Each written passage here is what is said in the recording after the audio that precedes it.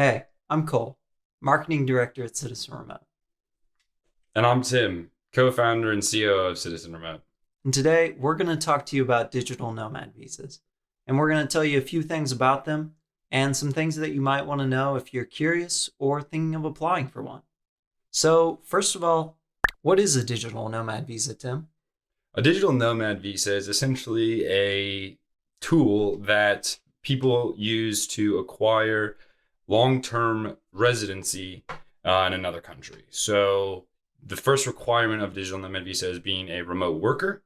And then once you do that, you leverage a digital nomad visa to move from anywhere such as Portugal to Costa Rica, Mexico to Bali. And as long as you have that remote working job, which is characterized as or defined as a job that is anywhere outside of the country in which you're applying, then you can use this visa to get up to 12 months, sometimes 24 months, with the potential to extend for often 5 years, and stay longer than what a tourist visa allows. So, what are some of the benefits to a digital nomad lifestyle? It sounds like it could be a little hectic, um, living on the road. What are some things that should pull me into this lifestyle? Flexibility for one. A lot of the things that people say about working from home all the time is, who do you talk to? And working at home all the time, that must be terrible. Mm. And depending on your situation, I can't say for everyone. I personally love working at home, but that's oftentimes because I get to walk outside, and I'm in the middle of Spain. Sure. And so, that's kind of one of the benefits of these digital nomad visas, of this digital nomad lifestyle is, your day to day is always in flux. It's always changing. And you get to experience these cultures that you would have never experienced, known about. You get to learn about other areas around the world, how other governments work, how other grocery stores operate. I mean, you'd be surprised in the differences of the way the world works, and it really opens your eyes into the fact that there's not just one way for a society to function. And so that insight, just kind of that cultural insight, is beneficial to anyone who wants to kind of venture out into this digital nomad lifestyle, and then to kind of full circle, the amount of social capabilities, I guess you can call it, of going around and just talking to people and getting to know people when you are working at home all day. When you go to the bar and start talking to people, it's a lot different than going to the bar in your hometown, or going to the gym in your hometown, and the conversations you have are a lot more exciting, I find. And so those are just a few of the benefits of being a digital nomad, or traveling around the world. Sure. Sure. What are some of the challenges in your opinion? Challenges in what sense? So I mean, living on the road, not really having a solid place to call your own, Hmm. um, not really having that sort of social fix of your job. Um, what do you see as the biggest challenges? Is it finding a place to live? Is it getting your visa? Is it making friends? What are some challenges and how do you overcome them? Yeah, all of those are definite challenges, of traveling around the world. You do have to kind of force yourself to potentially go out of your comfort zone if you're not familiar with that. You have to force yourself to understand, what makes a rental contract legitimate, and how do I acquire this accommodation in a country that I potentially don't speak the language. And so, and then going into a visa, which is a whole nother can of worms that we're going to get into here in a bit. There are a lot of challenges, and there are a lot of tools out there that kind of help with those challenges. One of them being Citizen Remote, and the app that we built specifically for this. As being digital nomads and remote travelers ourselves, working from home our whole careers, as Peter, CEO, has done. David is an extensive world traveler, another co-founder, and myself, a world traveler and working from technology company to technology company.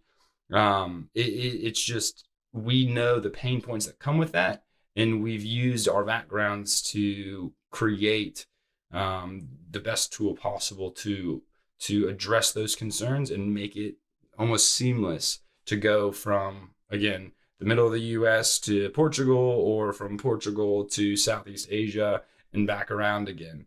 And so while there are, a few potential issues such as accommodation, visas, potentially taxes, being able to meet people once you've relocated, we've tried at Citizen Remote to address all of that within the technology and the platform that we've built. Sure. So, in your eyes, Citizen Remote is really for digital nomads and remote workers, but not just for them, but by them. And Absolutely, yeah, absolutely, and that insight is something that we will never that we never want to get rid of, because again, it's something that only those who have lived that lifestyle can create the best technology to solve that lifestyle. right. Because we ourselves have tasted kind of what remote work can do for your life and what travel can do for your life, and how combining the two really opens up a door that wasn't really possible Mm. when we were growing up. And now we've been given this amazing opportunity, and we've seen the power it has, and we want to make it more attainable for other people. Yeah. So, with that said, what are some of the most popular digital nomad locations in your opinion? What are some easy visas to get? What are some trendsetters? And along with that, what are some of the harder digital nomad locations to enter? Yeah, so I think it kind of just depends, because what makes a digital nomad a hotspot as opposed to what is the best digital nomad visa to acquire, are two completely different conversations. Sure. You know, and I guess I'll speak more to what my expertise is, which is the digital nomad visas, something that we are, heavily involved with at Citizen Remote. And so I think some of the most popular digital nomad visas out there today, I'll start with Europe.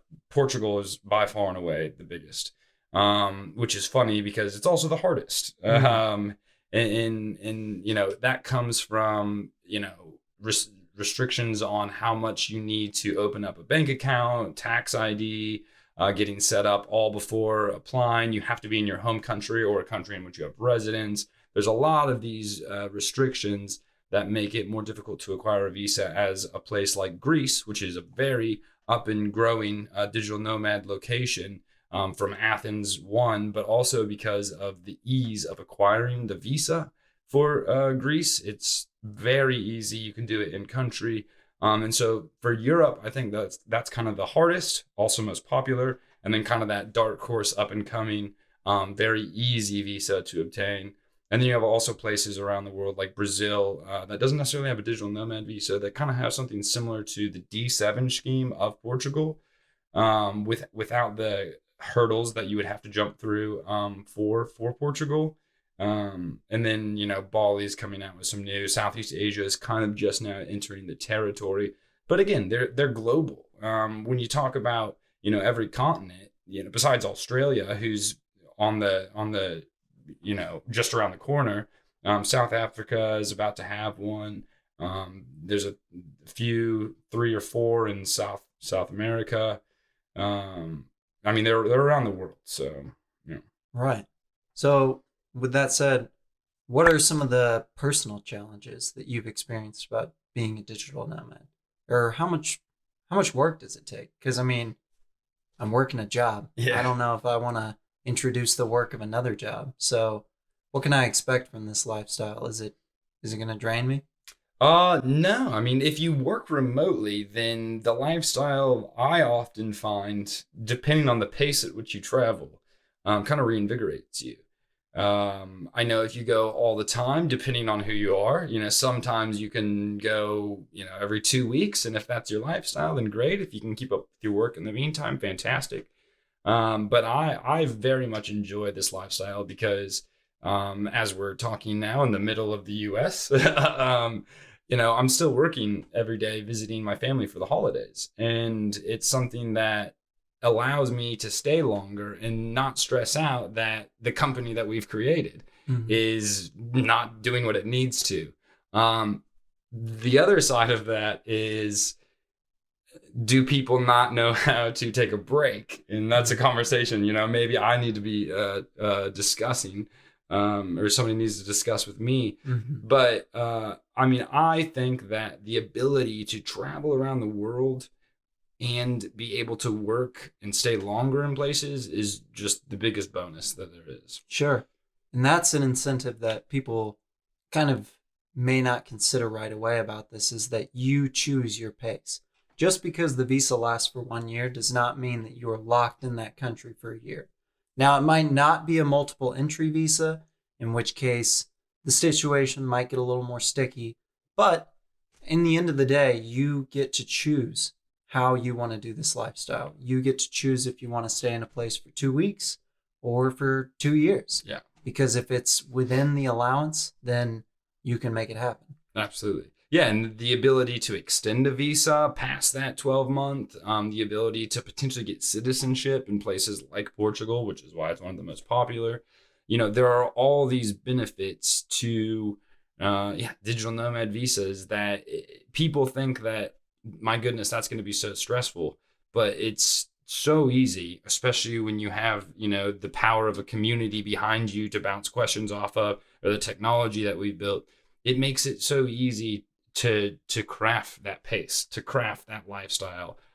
Because just because someone lives on the beach, if you're a mountain person or a lake person, there are places in which you can move and live the lifestyle in which you want almost anywhere in the world. Right. And so it's really kind of blown the door off this idea of finding a job in the place you want to be, because now you can find a job and then go to the place you want to be. Exactly. And that's the coolest thing. And a lot of the questions we get, we just had somebody reach out to us and say, hey, I want to be a digital nomad. Can you find me a good paying remote job? And it's like, well, that's the first hurdle that you as an individual must solve. Unfortunately, we can't find you a remote job for you. Unless we give you a job through Citizen Remote. But other than that, that's the first hurdle people must get. Get the skills, get that remote job, and then pursue the lifestyle you want. Right. So, and then the world really opens up. Yeah, the steps that it takes to really get to your dream life is seemingly reducing. And at Citizen Remote, I know that our passion really is to take those steps down even further, and to make it so getting from A to B doesn't require all these steps in between. Absolutely. I mean, you used to have to be, a multimillionaire to be able to acquire long-term residency in another country. And by that meaning invest, $500,000 or buy a property and live there X amount of time. Whereas now you can make, $3,500 a month, sometimes as low as $2,500 a month, and be able to move to countries long-term all around the world. And so, yeah, the hurdles that used to be there are getting smaller. And right. Exactly as you said, hopefully we can continue to build out stuff to make it even easier for people. Yeah. So I love that. So with all that said, what do you see as the future for remote work? I mean, remote work is definitely on the rise since before the pandemic. Maybe dying a little down since the height of it, but these digital nomad visas, they keep popping up day by day. Do you think that eventually every country is going to offer them, or nearly every? Yeah, absolutely. I think that eventually this will be, there's going to be two different kind of avenues that people are going to take. They're either going to have their traditional job where they go in and, their friends are their coworkers, and that's absolutely amazing. There are a lot of great company cultures out there. I know my brother works for one, and he absolutely loves going into work. He has the option, and he prefers to go in, 95% of the time, he says. And those people will continue to travel and, go to a place for a few weeks, at most, and then come back home to, their setup and their life. And then there's kind of going to be that other aspect of, these remote workers who have the ability and only travel from place to place every, not necessarily every few weeks, every few months, but every few years. That's something that I do. The term is slow mads. You know, call it what you will, but essentially, countries that don't create these visas will lose the huge potential that comes with, you know, the longevity of these digital nomad visas, the longevity of this new form of tourism, if you call it, which I would not call it tourism, because tourism implies that you're going to go somewhere, you're not really going to you know, engulf yourself in the culture. You're just going to visit some nice resort, drink some nice drinks, eat some nice food, and then go home to your life. Sure. Whereas these digital nomad visas and the future of remote work is really enabling this interconnectivity of an international community in a way that we've never been able to have before, not only for the speed of travel, but the ability to sustain yourself while traveling. It's not just, again, as we said, for the elite few, if you want to call it that, but it's for the average worker. And it's a change that we have never seen before. And so I think countries who don't implement these visas, they're only hurting themselves. Yeah. Yeah, I never thought that below 30 I'd have the chance to travel the world without having to quit my job. Yeah, So exactly. it's definitely a crazy future. And I'm excited to see where it goes. Absolutely. And if you want to learn more about digital nomad visas or anything about if you qualify for one, you can book a consultation straight with Tim. We offer plenty of info on our website. And our app is now available in the Apple App Store as well as the Google Play Store. So check it out to meet any digital nomads near you. Can I do that? Yeah, that's fine. Perfect. Or if you just want to see what your next location might be, what it might take to get there, or need a little help getting there, we're here to help you.